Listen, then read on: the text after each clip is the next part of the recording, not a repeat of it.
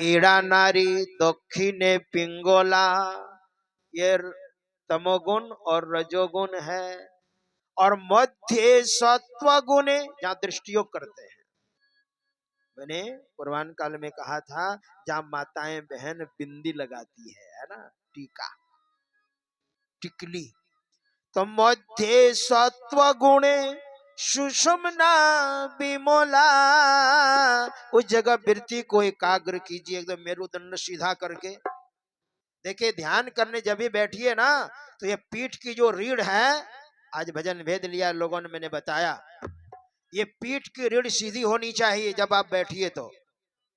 इसलिए कुछ तकिया उकिया ले लीजिए, कुछ कपड़ा ले लीजिए, क्योंकि मेरुदंड जो है, ध्यान के समय में मेरुदंड जब सीधा करके बैठिएगा ना, तो हमारे शरीर में 72 करोड़ 72 लाख 10,210 नाड़ियों में सुषुम्ना नाड़ी श्रेष्ठ है। और जब हम कमर को सीधी करके, मेरुदंड को सीधा करके, जब हम दृष्टियोग की प्रक्रिया करने लग जाते हैं, तो मन जल्दी एकाग्र होता है, भजन बनता है, साधना बनती है ना।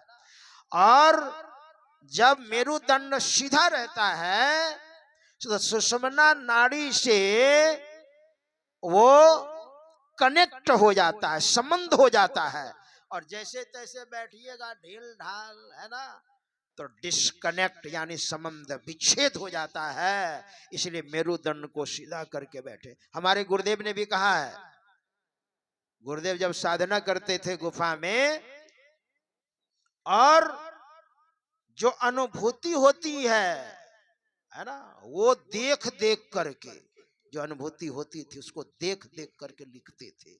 तो उसमें गुरु महाराज ने जो लिखा है कि धर गर मस्तक सीध साधी, आसन आसीना, बैठी के चख मुख मुनि, इष्ट मानस जप ध्याना, प्रेम नेम सो करत करत मन शुद्ध हो, अरे हारे में ही अब आगे को कहूं सुनो दे चित्त सो। मतलब शरीर को सीधा सुषुम्ना में वृत्ति को रखते हुए जप ध्यान आप करें, मन एकाग्र होगा। और थोड़ा सा भी भजन बन जाएगा ना, तो सैकड़ों जन्म का कमाया हुआ पाप तत्क्षण समाप्त हो जाएगा। यही रास्ता है, यही भक्ति का रास्ता है। यही कह रहे हैं महापुरुष, इसी रास्ते से आपको आगे जाना है। और चलते चलते प्रकाश के बाद शब्द है, शब्द साधना फिर साधक करते हैं। और शब्द साधना करते करते शब्द भी परमात्मा में जब मिल जाता है, तो उनका काम पूरा हो गया, भक्ति पूरी हो गई। भक्ति की पराकाष्ठा ही मोक्ष है। तो वृत्ति एकाग्र हो जाना, प्रकाश में चले जाना, यही परमात्मा का चरण है। यही सारे महापुरुषों ने कहा, यही परमात्मा का चरण है। और बाहर में चरण कहां ढूंढिएगा आप? यही परमात्मा का चरण है। इसलिए सबको गुरु भक्ति करनी चाहिए, आपका कल्याण होगा। अगर भक्ति करते करते गुरु से दीक्षा लेकर और बीच में शरीर छूट गया, यानी भक्ति पूरी नहीं हुई, आपका शरीर पूरा हो गया, तो हमारे गुरु महाराज कहते हैं, और भगवान श्री कृष्ण भी कहते हैं, आपको फिर मौका दिया जाएगा। ऐसा नहीं कि भक्ति पूरी नहीं हुई तो हम बर्बाद हो गए, कीट पतंग हाथी घोड़े में हमारा जन्म हो गया, ऐसा नहीं है।